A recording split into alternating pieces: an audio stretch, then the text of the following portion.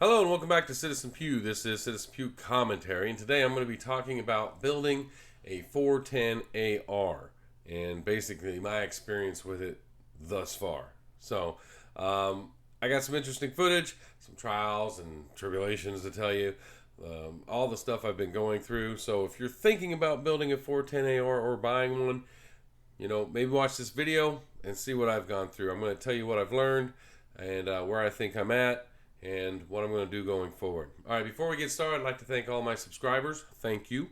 I'd like to thank you for watching this video. If you like the video, please give it a thumbs up. If you like the channel and you're not subscribed, please consider subscribing to the channel. And if you think this would help anybody, by all means, share the video. All right, let me show you what I have. So you may have seen the video I did last week regarding a KE arms lower. That is the lower I have on this. This is a Spearhead 410 upper that I have. I just have a cheap sight I put on here I had laying around and two Magpul iron sights that I also just happened to have laying around. So originally when I started shooting it, I didn't have any sights on it. I was just trying to get it to cycle. Once I started figuring out what I need to do to get it to cycle, then I said, okay, I'll put some stuff on it and try to fine tune the details. So the first step, let me tell you, this upper I acquired in a trade. I had another upper that I wasn't I wasn't going to keep around. I didn't think, and a colleague of mine had this upper and said, "Hey, you know what? We can swap." We had about the same vested interest in both uppers, so we did. And now I have a 410 upper. And the first thing I did was I put it on an Anderson lower I had sitting around, and that's where the first lesson learned came. So I have some footage of that, and before I show it to you, let me show you the magazine here.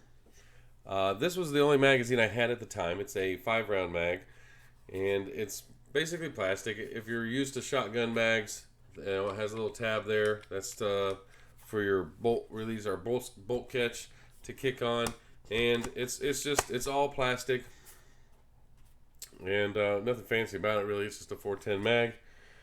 And what you're going to find is, in the video that I'm going to show you here shortly, the mag, well, in the Anderson lower, I don't know if the Anderson lower was, if I got an off one or if it's how their lowers are, the mag did not go in and out like this. I mean, it was, when I put it in, it was push it in.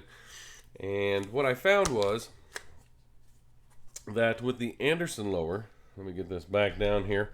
With the Anderson lower, it was squeezing on the top and the back, the bottom in this orientation, but right here, it was squeezing like that. And by squeezing it, it was preventing a shell from riding up inside nice and smoothly. So it would load a shell, and the next one would sit there and try to ride, but it was having resistance.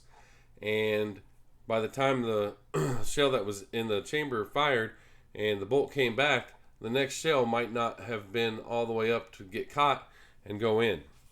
So once I figured that out, I switched lowers. And I went to a hybrid lower that I have, and it's an Omni. And it's just a little cheap lower I picked up and was playing around testing. It was my first venture into somewhat polymer, but it was, like I said, it's a hybrid. And the magazine did a lot better at that point, and but I still had some issues with various rounds.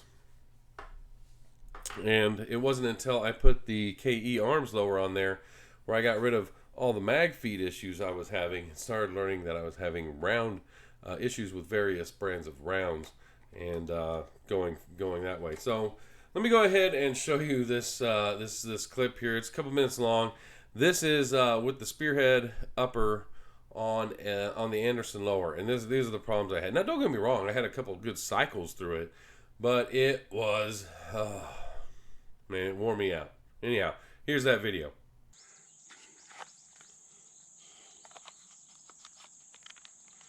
That's one thing. The mag is a little hard to put in, so I don't even have sights on it. See, look at that. It doesn't even want to feed.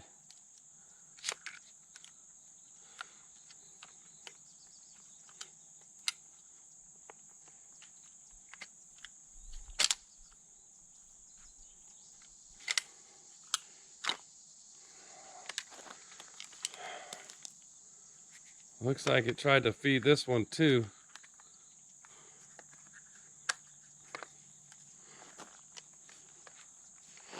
Well, that round came out. Problems I have.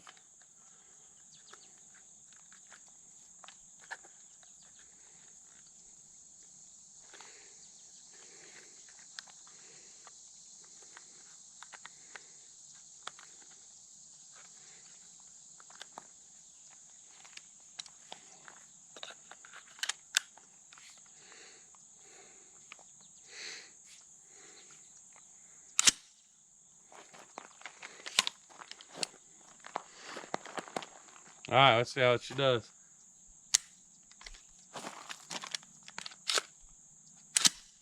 Didn't even load one in that time. Got one that time.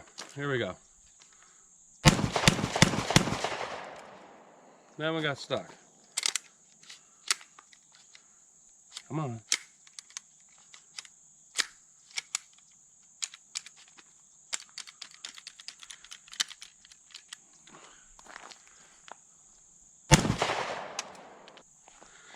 All right. Let's give her another shot.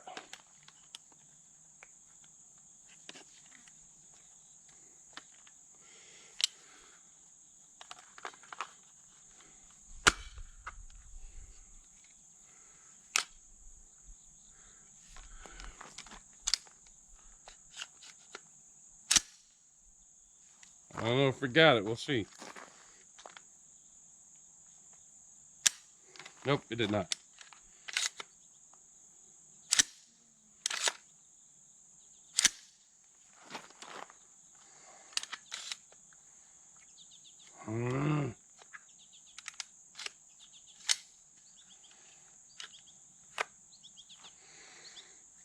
It ain't even catching it.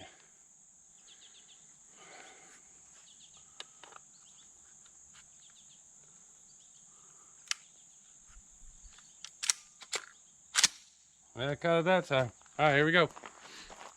Dang it, what was that? Something flying around on me.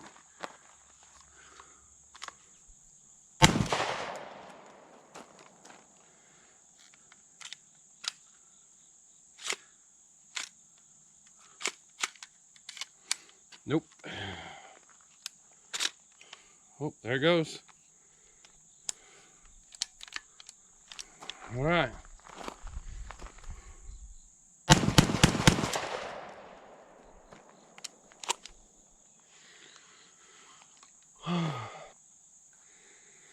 All right.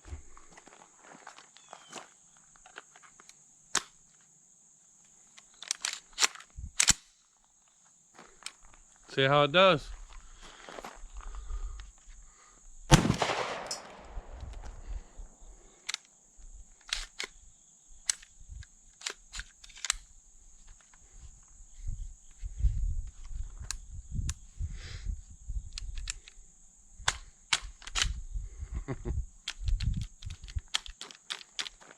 All right.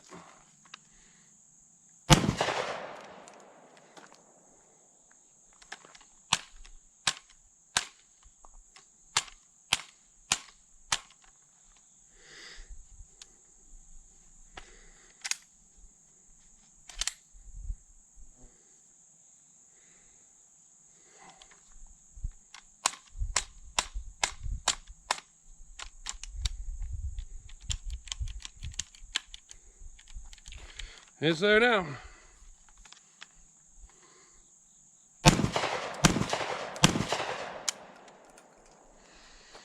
Whew. I don't know. All right, so you can see there, man, you got to have some patience, especially if you're putting together an AR, a 410 AR with an upper and a lower of different brands. It is just a nightmare, a nightmare. So now with the KE Arms lower that I had, or that I have on it now, everything, the mags were feeding great. So I really eliminated that issue by going to a different lower. Now I don't know if it was the polymer lower that helped or not, but whatever it was, the KE Arms and the hybrid lower I had were not squeezing on the mags and allowing the rounds to gently ease up. What I also found was I ordered some 10-round mags, and I found that the 10-round mags actually, I don't know if it's because it has a lot higher spring power or something like that, but the 10-round mags would feed a little bit better upwards than the 5-round mags. It is what it is. Now, there was a drawback I found to the 10-round mags, that with certain rounds, find it here, with certain rounds, if they're too long, which these are, and you'll see here, if I try to push the round in, it's barely clearing the plastic right there. So what happens is the next round actually has to sit on the front side of this edge. So that pushes it forward a little bit. So the first round goes in fine. The second one then rubs the side of that. And what I found is 2.5 inch 410 shells are not all 2.5 inch. So, which I'm sure we all know that, right? But this thing, this spearhead upper, with the mags that you use with it, it likes 2.5 inch. A little bit too much, it's not going to have fun with you, and a little bit too little, it's going to have issues too. And I'll show you. Here's one of the shells, and I'm going to show you how much all these lengths are, so you can see that they do come in a variety of lengths. This one got smashed, and what it is this is a Federal round, and Federals are actually short. Let me put this one in the mag so you can see it. So there you go, Federal rounds. There, look at that gap. Look at that gap right there. Federal rounds have well, at least these are the Federal Top Gun. They have they're significantly shorter, so there's a gap. And what that I found that caused was when it fed up, somehow it would rise a little too fast, and it would wedge like this, and that's what smashed this up. So too short, not good. Too long, not good. So I tell you what, that's when I started going, all right, I need to measure these things. So let me show you the clip of the video where I had the spearhead upper with the KE arms lower. Things were starting to go well, but now I started finding out that the ammo lengths were giving me problems. So here's that video. We're going to see how she cycles.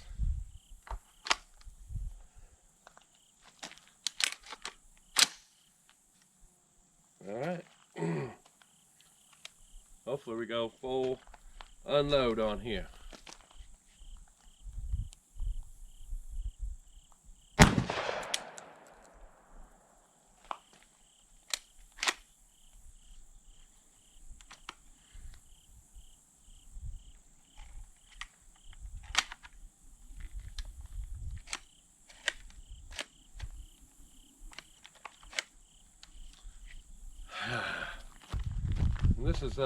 This is Federal birdshot, so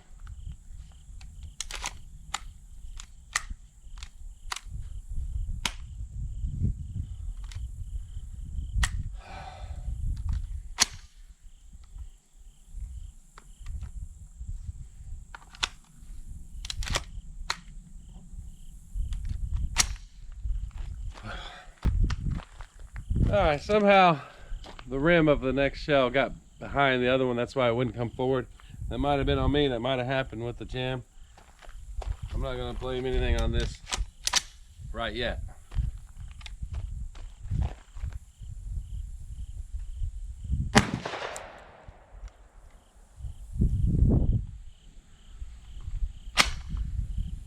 Huh. Same thing happened with this one. It got moved over. All right, let's just check the next few. Yeah, they should not be behind each other. All right, they're all right.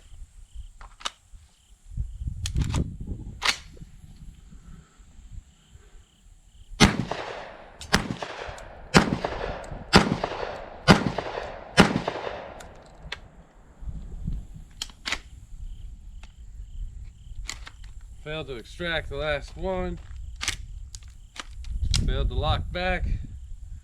But we saw some progress, so all right, I'm gonna load up and start again. Alright, these are some Winchester slugs. And honestly, they didn't go to the mag real well, so I'm going to lean that they won't work, but seeing my luck, they're probably the only ones that do.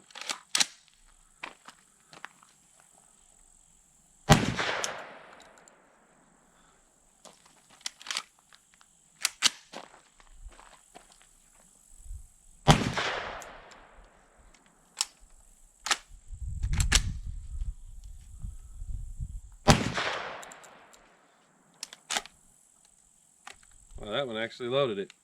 Dang it.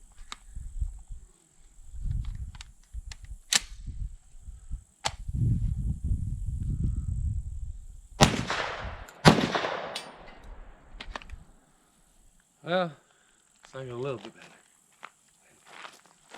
Alright, so in that last video, there you go.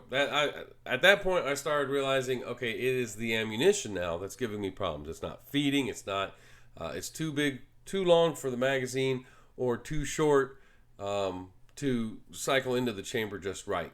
And that's when I started taking an interest in the ammunition. Now, according to the website, Remington, Federal, Winchester, those are all recommended ammunitions, but not all variations apparently. So anyhow, I've got my trusty little measuring device here, and first thing I'm going to do is show you. Actually, you know what? Let me grab the 5-inch, the 5 one, because I can break it down a little easier. So I'm going to pop this mag apart real quick down here so that I can pull the follower out. And basically what I want to do is I want to take a measurement of the inside here. So we're alright, we're zeroed right there. You can see it. And we're gonna go and oops, wrong side. Take a, and there we go. So the inside is 2.4264 inches. That is how wide, or I guess how long of a shell I can have before it starts rubbing. And that's max, right? Actually, if it's right at this length, at 2.4255 inches, it is going to rub. And we got to remember, if it's just slightly under, it has to sit in front of the other, the rim of the previous shell. So it can't even be close to that length. It's got to be a little bit less to prevent rubbing. So 2.4, let's just say 2.42, right? We'll give ourselves, so 2.42. So the first round I want to look at, and this one actually cycled really well once I had it in a hybrid, but it still had a few issues and it rubbed. And this is the Winchester Super X, I think is what it's called. And it's a slug, 410 slug, but so 2.42 is what we had, and it's well under it. It's well under that. It's at, here we go. Oh, let me get it on here. Okay, 2.3165. 2.3165. So now you got to account for the first one goes in fine. That second one though, you got that ledge you gotta account for. So 2.32 we'll say, plus a ledge of, I don't know, I'm gonna say point, yeah, I keep getting on, there we go, right about there, yep, 0.059, so 0.6. That puts it really close. And then with when you have taken account the curvature of the mag, if it starts rubbing, you know, unlike a 5.56 or a 2.23, the bullet tip is pointy. So if the front rubs a little bit, that's not a big deal. But if you have this whole front end, that's a lot of surface area to be rubbing. So these, they did all right, but they still had some issues. Now, the other problem I had was if they were too short. And these are some Federal Top Gun bird loads right here. And what they kept doing is they would, when the bolt would come back to pick it up out of the magazine, it would come up and it would actually rise a little too fast and it would get caught and it would smash it. and I actually had a couple get smashed like this.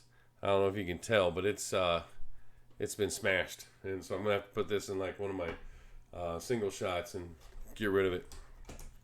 But so these were too short, and where this is going to give you a good idea of what the difference in sizes some of these are.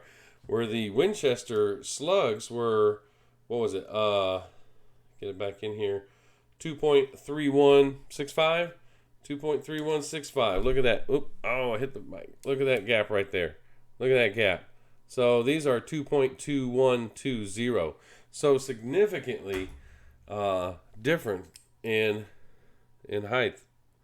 I mean, so for a 410 AR, if it likes a certain length of round, there's definitely plenty of deviation between products out there. And so I had to find which ones cycle best. And believe it or not, here's some of that cycled the worst.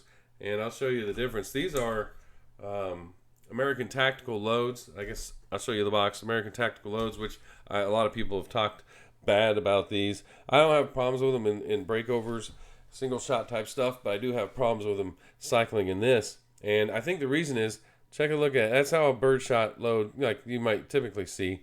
This is how ATI does theirs. And it's very rounded, but it's a lot more solid. And I actually thought it would help with the cycling, but it did not.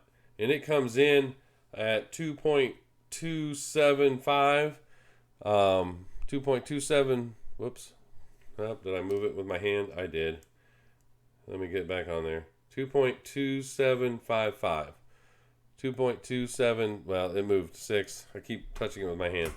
But you can see here that these are actually just a hair shorter than the Winchesters.